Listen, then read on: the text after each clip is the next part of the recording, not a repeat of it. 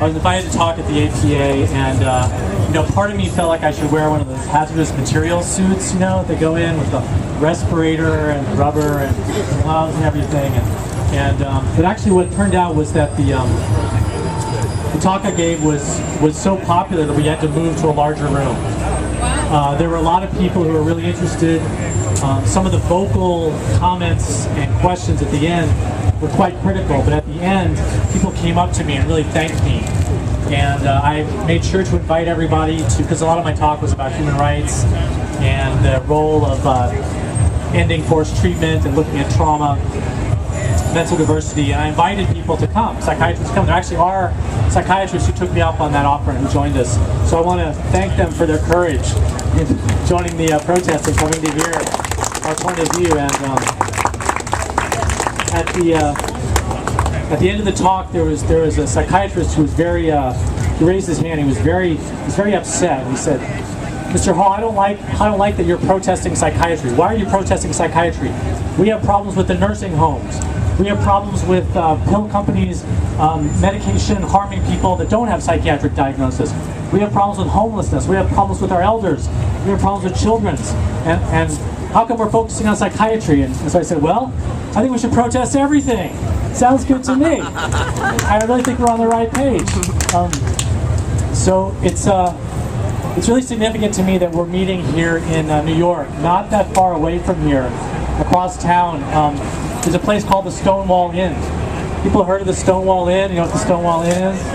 Okay, that was really in a lot of ways where a lot of the inspiration for the psychiatric survivor movement started, was that there was an uprising. And I call it an uprising because it was an uprising. And it was led by drag queens, it was led by gay men, it was led by hustlers, it was led by homeless people, it was led by transgender people who rose up against the police and ended police harassment for that moment.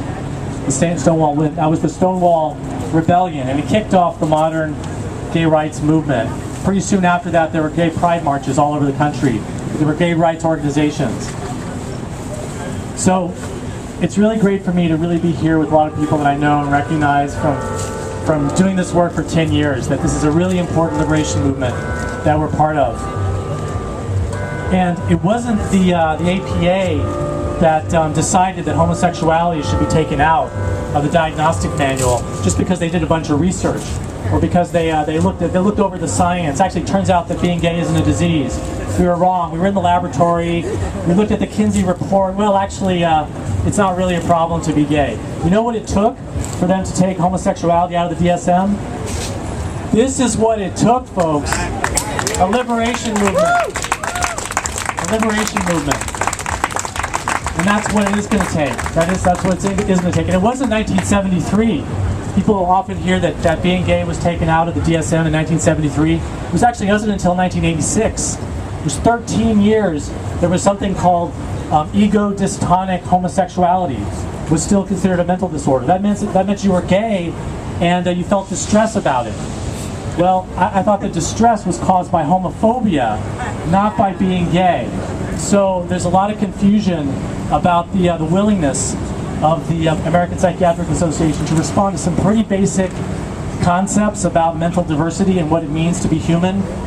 There's been a big struggle to get hearing voices taken out of the DSM-5, and I haven't really put my hazardous materials suit on and waded into all the discussion about the DSM-5, so I'm not sure exactly what's happening, but my understanding is that there's a good chance that hearing voices is going to be taken out of the DSM-5 as a criteria for psychosis and schizophrenia. There's a chance, which is a real victory. Well, that's our goal. That's the goal. That's the goal. You're on the right track. So that's a lot of what my talk was about at the APA, was this idea of mental diversity.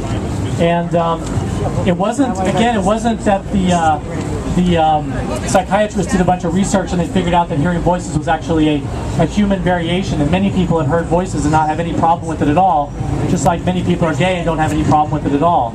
It was actually a movement that was started by a patient who convinced her psychiatrist to listen to her, and who said, "Look, you listen to the voice of a God that you can't see. Why is it that you won't listen to the voice of voices that you can't hear, that I'm hearing?" And that convinced her psychiatrist. That was Patsy Haga, and she is one of the founders of the Hearing Voices movement in Europe. And that movement grew, and it created alliances, and it created bridges, and has pressured and pushed to get voices taken out of the DSM. And that's something that we can hope may actually be one victory, not because the psychiatrists have looked at it under a microscope, but because there's a liberation movement. And I'm here to say that I'm looking at my notes. I have to make sure that I'm not going to give the talk that I gave at the APA, because that's a very different kind of talk. You guys are really up to speed. I have to like start at zero with them and get them up slowly. But you know, I'm standing here and I'm someone who, just like I'm someone here who's sexually attracted to men as well as women, and I don't have a problem with that. I'm also someone who hears voices. I'm someone who has suicidal feelings sometimes. I'm not going to take my life. I'm committed to being here. But I do have suicidal feelings sometimes. I do believe that the universe is talking to me. I believe the universe is talking to me. In fact, those never hide signs on top of taxi cabs, you ever see those? That's me, folks. That's me. I did that. That's me. They're here because I'm here. Never hide. So I see conspiracies around, and believe me, it's not just a conspiracy. There are many conspiracies.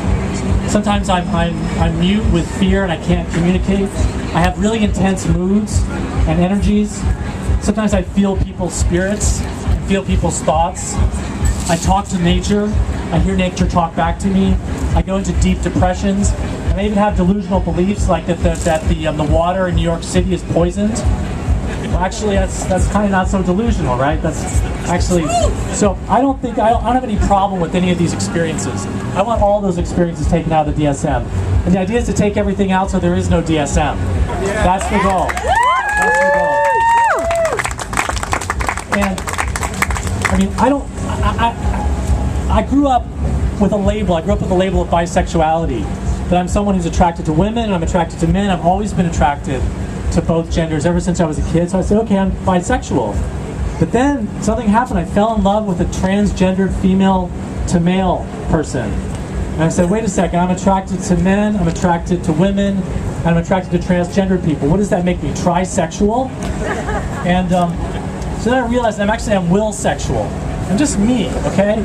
And the only disorder that I think that I suffer from, and I enjoy suffering from, is not giving a damn about what anybody judges about me disorder. And I really hope it's contagious. I really hope that disorder is contagious. So, you know, I'm really honored that there are folks here who are some of the founders of the psychiatric survivor movement here who've been doing this for 10, 20, 30, 40 years. It's really meaningful for me. My father was forcibly electroshocked as a teenager, and he wasn't given anesthesia. It was punishment.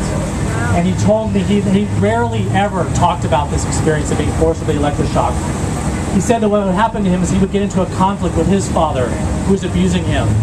And then his father would call up the local psychiatrist, and they would send him to the state hospital. And then they would torture the kids. And whenever the kids would fight back, or they would resist, or they would talk back, they would electroshock them and they would punish them. And he said that they would take broom handles from brooms and they would cut them into pieces this big so that they would have something to bite on when they're being electroshocked. That was the only thing that they did. And I grew up with my father being very traumatized. And, I mean, everybody here, like, we're all really damaged, but we're a movement, okay? And if my dad had connected with this movement, it would have really helped him. It would have really helped him. But he couldn't connect with that movement. And if he had connected with our movement, he might have been able to protect me more. So we should really value that we've all been really harmed and we're really traumatized, but we're not as traumatized as my dad was, who couldn't reach out and who never found that community of people. And he's still alive, and we rescued him from a nursing home, which was great. And he watches way too much. Yeah, exactly. Exactly. He wasn't communicating very clearly, but he was very clearly saying, "Get me the hell out of here." And so we did, my brother and I. And at the very last minute, they said, "Oh, no, no, no, this is against medical advice. You could lose all the insurance." And we're just like, "Forget it. We're getting him out." And we got him out. He still has his insurance. And he watches a lot of Fox News, and he's got a lot of harm that has been done to him that he's still carrying with him. But he's a survivor, and he's still around, and he did a lot of things that hurt me a lot. But I love my dad, I love my mom, I love my family, because they gave me whatever it is that I have inside of me that's allowed me to be here now and to survive. They gave me that too. So I just want to say, before we start marching, everyone here, all of you, have that same thing inside of you. All of you are survivors. You're here. You're here right now. You're not dead. You're not in a hospital. You're here. You're not believing things that you don't really want to believe. You're here. You're survivors. And I want to tell each one of you the same thing I believe about myself. There is a part of us, there's a part of each of us, deep inside of us, that is absolutely untouched by trauma, that has never ever been hurt by psychiatry. They never could touch it. Never. It's untouched, and it's inside of us, and we still have it. And I want all of us to feel that. And if we can feel that, if we can bring it together with each other, then we are an absolutely unstoppable force, and we can change the psychiatric system, and we can win our liberation. Thank you.